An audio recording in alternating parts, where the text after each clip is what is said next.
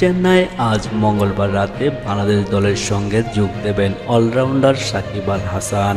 আগামীকাল দুপুরে M A Chidambaram স্টেডিয়ামে দলের সঙ্গে অনুশীলন করবেন অভিজ্ঞ এই অলরাউন্ডার। বাংলাদেশ দল গত 15 সেপ্টেম্বর চেন্নাই এসে পৌঁছায়। গতকাল ও আজ নাজমুল হোসেনের দল স্টেডিয়ামের পাশের নেটে সাকিবকে ছাড়াই অনুশীলন করেছে।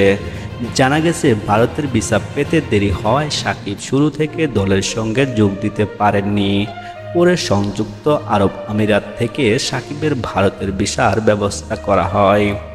পাকিস্তানে বাংলাদেশ দলের সিরিজের জয়ের পর ইংল্যান্ডের কাউন্টি দল সারের হয়ে একটি 4 দিনের ম্যাচ খেলেছেন অলরাউন্ডার সাকিব আল হাসান।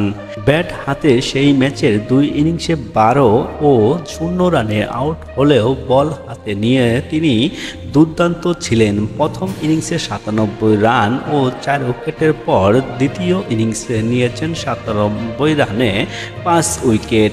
আগামী 19 সেপ্টেম্বর শুরু হবে চেন্নাই টেস্ট। আগামী 27 সেপ্টেম্বরে কানপুরে শুরু 2 ম্যাচের টেস্ট সিরিজের দ্বিতীয় ও শেষ ম্যাচ হবে। এরপর 6, 9 এবং 12 অক্টোবর 2 দিন 3টি টি-20 খেলবে তারা। তথ্য 24, রাকিবুল ইসলাম।